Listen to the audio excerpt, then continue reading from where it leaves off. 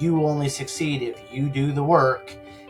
Anybody can lay the plans out for you, but if you aren't going to execute, but if you need the help, having someone go through and say, this is how you set up an Amazon account, this is how you go and find suppliers, this is how you evaluate to see if it's profitable, this is how you look at the metrics to make sure that everything works, checkbox, checkbox, checkbox, checkbox, and then you just buy the product, send it in, and everything goes. You're listening to The Growth Booth, the show focused on achieving lifestyle freedom through online businesses. Whether you're looking for step-by-step strategies to start building an online business, simple game plans to grow your business, or proven lifestyle freedom frameworks, you are in the right place. Stay tuned and be sure to join the thousands of listeners already in growth mode.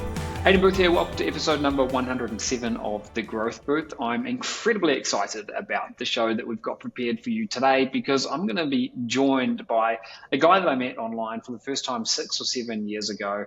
I knew from the outset that this was a guy that was not going to accept failure and was going to make things happen. And he's gone on to do just that. I'm talking about my friend Scott Ferrigan. You may know him. He's been on the show in the past. He was on The Growth Booth episode number 80, where we were decoding success. I've gotten to know Scott a bit over the past few years as he's been part of our Blueprint Academy program. But where I really got to know him was when he invested in a program about 6 or 7 years ago, which was a precursor, a predecessor to what we're focused on in 2024, which is Amazon wholesale. So Scott, thank you so much for taking some time out of your day to be here on the show again here today. Thanks, Aiden, for having me. Excited to be here.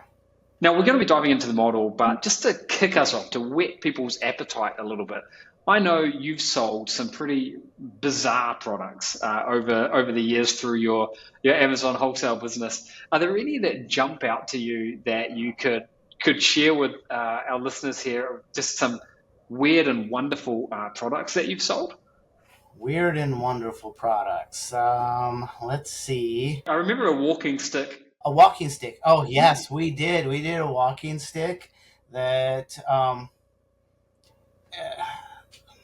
that was definitely interesting because you jump down into products and things look good. And that was kind of a lesson for us where you need to deep dive into a product before you actually jump into it, because it was actually a stick that was supposed to be a measuring stick. And right. Is that like to measure how far you walked or something? Yes, like if you wanted to walk something, you wanted to walk off, it had a little wheel with it and everything. And the metrics and everything looked really well. And then you jump into it, and then we can't figure out. This particular product was one where you want to really deep dive when you're looking to sell something, not only the metrics, but look at reviews, look at everything, and everything looked like it was going to work.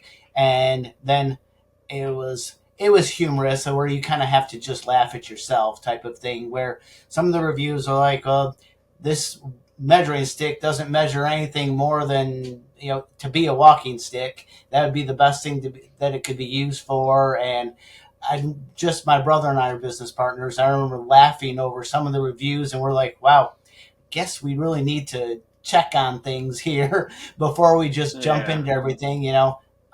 Sometimes everything looks great on the surface and you get through it, and then you just live and learn the next time and choose different products. I think the real key there is making sure that you follow a series of checks before you sell anything. I mean, you want to make sure that you're vetting a product in multiple ways before you jump in and start selling the product. I mean, the good news is that it's actually not difficult to do that.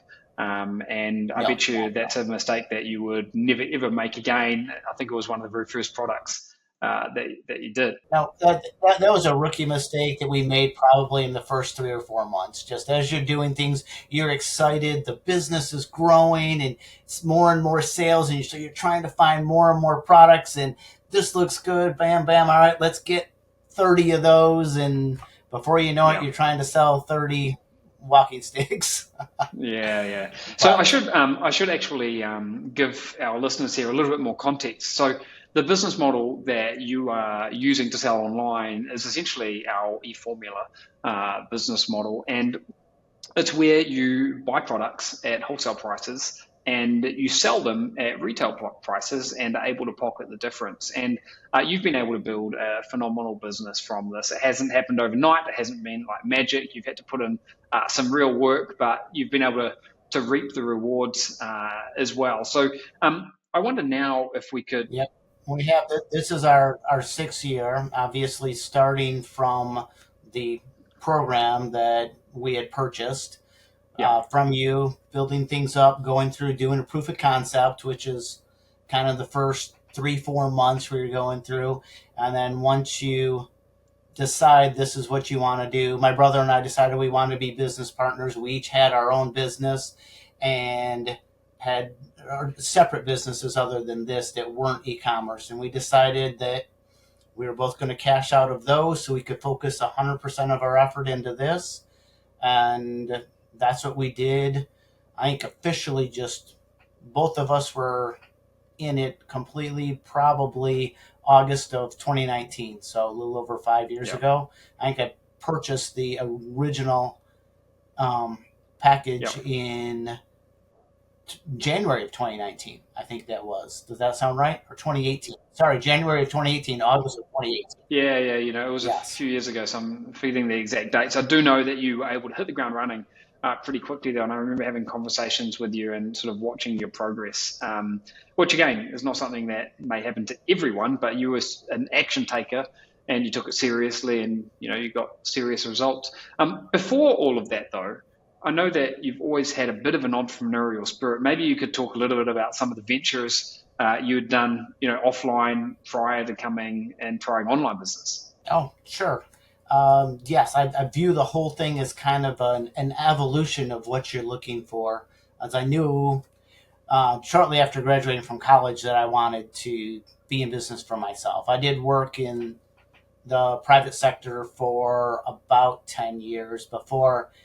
Sometimes you have to build up the courage to be able to jump and do that. And I Yeah, jumped into a printer cartridge refill franchise, and that's I think where you that first business that you can get, that you can build up and start to see success, really builds a bunch of confidence for you that you can come in with the attitude that Brian and I came in with the program we purchased from you, Aiden, where it's just going to succeed once you've done it once. So yeah, that kind of built up, and I ended up with 2 retail stores, about 11 employees, but I was working 70 or 80 hours a week. So it was great to be in business for yourself, but really wanted more time. I did spun that business off, and then jumped into the ATM business. So I worked with another franchise or had ATMs that were mainly in like high end hotels and things like that. And on the surface, it seemed like it was going to be a fairly hands off, more of a lifestyle business.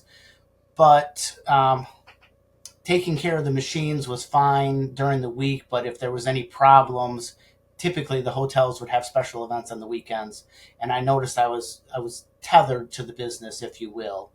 So started looking for something. Also, the weekend is traditionally the time that we want to have off for ourselves, and then you're trying to build a lifestyle business, and a hotel is having an event, and I guess you've got to be going back in there and refilling the ATM machines and all that sort of. Exactly. If they didn't clarify that they were going to have an event, and you've got the machine stocked with the amount of cash that it would need for a week for 90% of the weeks, all but maybe 2 or 3 weeks, and that happens to be a week that Yeah, they don't tell you. It was tough, and I take a lot of pride in what I do, so it would really bother me if I were to, I could check everything on my phone. If I could check it, and if I knew a machine was down, then it would stress me out. If I was trying to do something with my family, then it would still be preoccupied. So yeah, yeah. started Now, looking for something else that I could do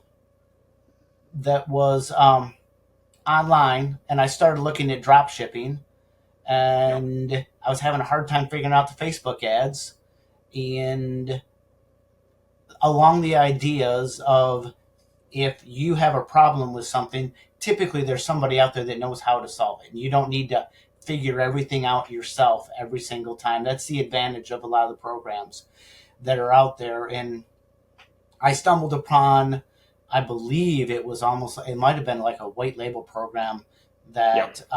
that you had. And one of the things well, the negative part of that was that the program was closed. But for me, that was a Right. positive also, because if you and Steve were so confident in everything that you had going, that you opened up the programs for only like a set amount of time, and then they were done, and you focused on the people that were willing to make the actions, then I, I, I was really Right. drawn to that. And then at that time, there was pre-marketing. It was only, I'm going to say, maybe a month before you opened up enrollment into the program Yeah. that I ultimately purchased. And that had to do with Amazon. And you had given a little bit of information about wholesale, and that sounded good. So we jumped into that. Yeah. Was there a moment in your journey, fast forwarding a little bit, when you and your brother sort of realized, wow, this works. This is a turning point, or maybe it was like a financial number that you hit, or getting your first sale, or was any moment that? It was. We were probably, like I told you, August of 18 was when we started. And I'm going to say it was somewhere along the April, May timeframe. We had actually come to, we had received some, we had joined BPA by that point, and had gotten some really good advice from you and from the other folks at BPA that had helped take the business to the next level. And it was it was right around then that we were getting close to six figures a month. And that seemed like Right. that was like a big goal for us to hit that. And then kind of, once you were, the scales kind of tipped. And I'm not saying that six figures even is necessarily where the scales tipped, but Yeah. as you were building and things started to get easier and things were very consistent, then it was kind of the aha moment. And I mean, you just keep Yeah. growing from there. I think a lot of people listening to this also would be pretty happy to get to four figures a month, or even five figures. And I can remember in another conversation we had, you mentioned that you and Brian were sitting around. I think you were having a barbecue or something, and you had your first $1,000 day. Uh, and that's obviously a long time before getting to six figures, which is in a month, which is phenomenal. And obviously, Yeah, that was our second month. That was our second month at that that was your barbecue, and we second did our month. first second month. Yeah, Wow. so it was our. I should also make it crystal clear for people listening to this that you shouldn't jump in to any program and expect to make $1,000 a day in your first couple of months. That's not typical. No. Brian's an action taker, and when he jumps into something, he jumps into it, and he follows everything to a T. So I just wanted to get that little disclaimer out there. But you were having that barbecue, and you had hit that $1,000 a day. That must have been, what did that feel like? Was that surreal, or was that what you Oh yeah, expected, or? we were literally jumping and high fives, cheering the beers, everything. It was a great feeling. Um, one of many that we've had over the years, where Yeah. that was a really big milestone. The $1,000 day was a big milestone. The first $10,000 month was a big milestone, and then Yeah. you just keep going and going with it. And you'd shuffle things around. When Brian's wife was able to retire, and she's in her mid Right. 40s, that was a milestone too. That's awesome. So yes.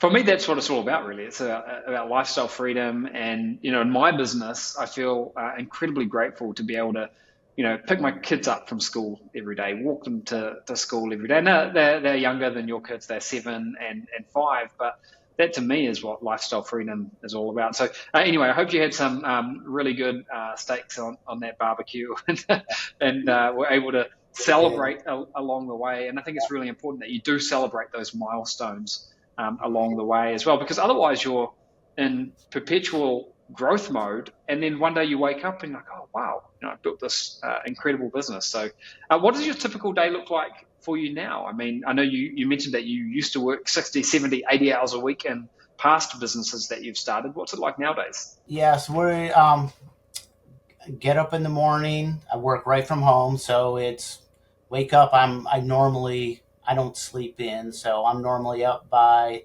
6:30. Brian and I are normally started by 7, and we're done sometime between 11 and 12 most days. And that's Monday, Tuesday, Wednesday, and Friday. We don't work on Thursday's like an errand day for us, mowing the Yeah, lawn, grocery shopping, whatever errands that we need to do. And so having the lifestyle business to be able to be flexible enough to go ahead and do all of those things. I mean, whether it's running errands or, like you said, spending time with the kids, um, yeah, to I decided I wanted to see what I live in Michigan right now. Decided I wanted to see what life was in on the other side of the country. So I decided at one point I was going to up and move to Texas. Moved down to yeah. Texas, and that was a simple with the lifestyle business. It's unplug your Right. computer, move to Off Texas. you I mean, go. yeah, I had to sell a house and things like that and buy another house, but plug it back in when you get there, and you're back in business because you're not Yeah. having to touch the products at all. So Your business has grown enormously. How do you run it? Have you got a VA that helps you out? Is it just you and your brother? What's it sort of look like nowadays? it is just my brother and I. We may end up. We've got a new venture kind of coming on to expand um, into some private label business where we might hire some marketing people, but we are laser focused in a niche. At one point, we were really wide with the breadth of products we had. I think we had 75, almost 80 different products. Wow. And the niche we're in right now is really defined. And rather than at one point we were selling anything from maybe $35 sale price to say 100, 150, and I think our average sale price right now is closer to $200 with the niche that we're in. But Yeah. it's like I said, it's laser focused. My brother has 20 years in the experience in the industry and had a lot of inroads into it, so he's he's got a lot of knowledge, which helps for us to stay focused in that. I mean, if other things come available, then we obviously will check things out. I was at a Yeah. barbecue a year ago and was talking with it was a friend's brother who lives in Florida, and they were looking to take their company to Amazon. So we looked at their products and to try and figure out if it was a good fit for us to sell their products on Amazon. That particular Yeah. one didn't work out the way that we had wanted it to, but you Right. always have to be open. You never know when something like that'll hit, and maybe it'll be a gold mine too. Yeah. It sounds like you do a lot of your business over barbecues, which I love because I'm a big barbecue fan. So Yeah. that's great. And the other thing that I think is great is how you're able to keep such a lean team. I mean, it's you and your brother doing the majority of the, let's call it like the heavy lifting, but you've systematized things. You've got a lifestyle business and you've been able to grow that business incredibly. Most online business models that I'm familiar with, to grow to the level that you're at, you would need to have a whole team of people working for you, and that's even with an online business. Now, an offline Yeah. business would be 10 times worse than that, but you've done an amazing job of just keeping it lean. Yep.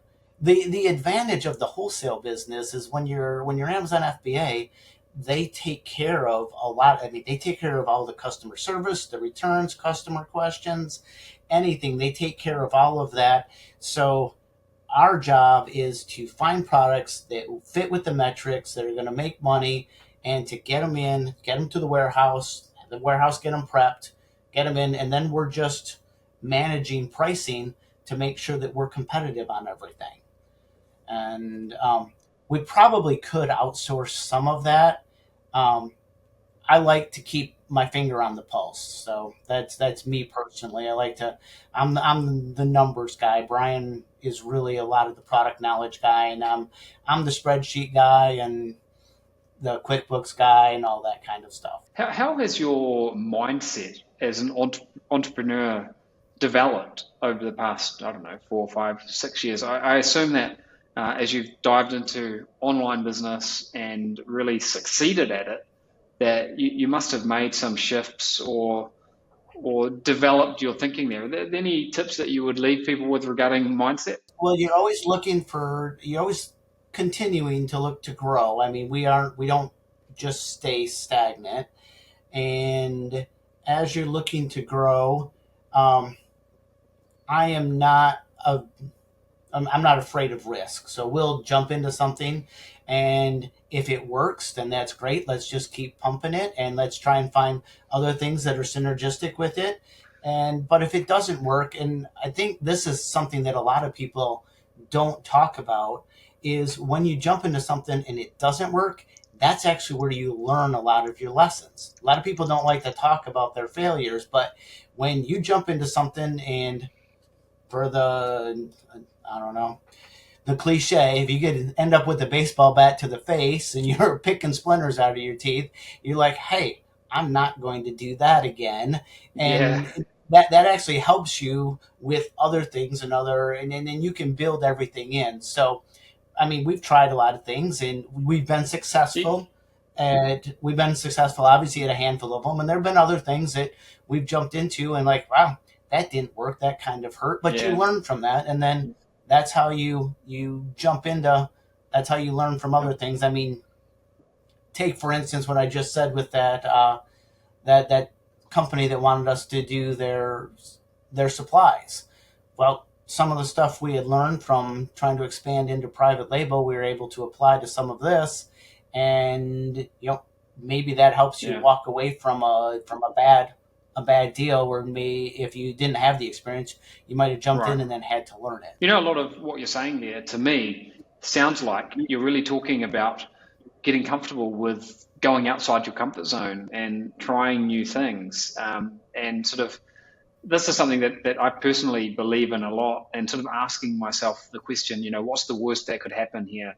What's my risk? And really trying to find the asymmetrical situation where the upside massively outweighs the downside, because then you can try multiple things, and if some of them don't work, okay, maybe you've wasted some time. Hopefully, you haven't wasted much money. But if one thing does work, then that can sort of dwarf or make up for the other losses. So I think your mindset tip there is also about getting comfortable with learning new things and going outside your comfort Yes. zone and not doing things the way you've always done them because you're looking for new results.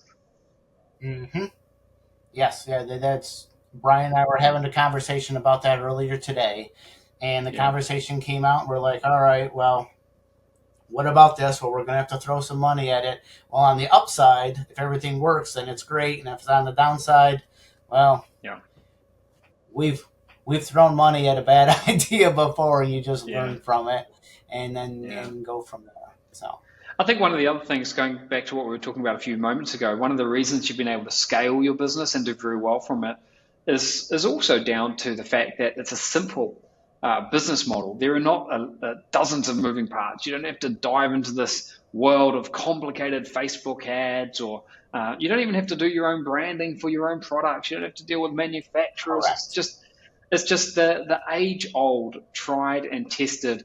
Buy one product at wholesale price, sell it at retail price, leverage the biggest marketplace on the web in the world, Amazon.com, to your advantage. That way, you're going Yep. with the current of things, and also we've seen year on year on And year more people are buying products online. So you're going with the current there. and not only that, you've got all of the buy it at wholesale, sell it at retail, take the profit, but also going in with this particular model with the metrics that you have in front of you, you can say, hey, well, we haven't sold, I don't know, I'll just look around here. We haven't sold staplers before, but I can find this stapler and I can look at the metrics. So I know going in, this stapler sells 500 staplers a month. And there's 5 other people. So we could probably sell 30 staplers and get 30 of those 500 sales. We know where the price historically has been. We know where it is. Yeah. We can go in there and say, yep, we can make our profit margin we want to make there, and then do that. Or, maybe you send in 5 and yep, the 5 go, and then you move it up to 10, and then you move it up to 50. Now, are you ever going to get all 500? You probably are not, because there's other people that are trying to sell. But if you understand that that is another huge advantage to this business, is you understanding the demand, being able to look at the players in the market, and a lot of what's going on beforehand, and which makes a lot of what you're doing less risky than a lot of other businesses where you're jumping in. Maybe you're trying to sell something that's a Me Too product, and so you're trying to pull product demand away from another product to yours. But it's a branded product. The stapler is a swing line stapler. Everyone's selling swing line stapler. Everyone knows what a swing line stapler is. They're typing it in the computer when they go to Amazon. So they're looking for it. And at the end of the day, they care that it's Amazon Prime. They don't care that it's you versus maybe Amazon selling it, maybe another seller selling it. But that yes, that's a huge advantage with the business model. It really is. So for people listening to this here today and thinking that they might want to get started in a business like this, is there any advice that you would give to people in that situation based on your own experiences and things that you've seen online? So again, specifically for people who are thinking about hitting the reset button or thinking about embarking on an online journey for the first time even. I think that the advantage of buying into a system, say like this, because I did it 6 years ago, is that you're not having to reinvent the wheel yourself. You're able to come in, people understand what's going on. You've got people that can answer questions if you have questions, and are there to help you succeed. And the biggest thing is there. I mean, if you're looking to do that and you want a little bit of assurance, now you do have to, in the back of your mind, understand that it's hard work and that you only succeed if you do the work. Anybody can lay the plans out for you, but if you aren't going to execute, if you need the help, having someone go through and say, this is how you set up an Amazon account, this is how you go and find suppliers, this is how you evaluate to see if it's profitable, this is how you look at the metrics to make sure that everything works, checkbox, checkbox, checkbox, checkbox, and then you just buy the product, send it in, and everything goes. Yeah.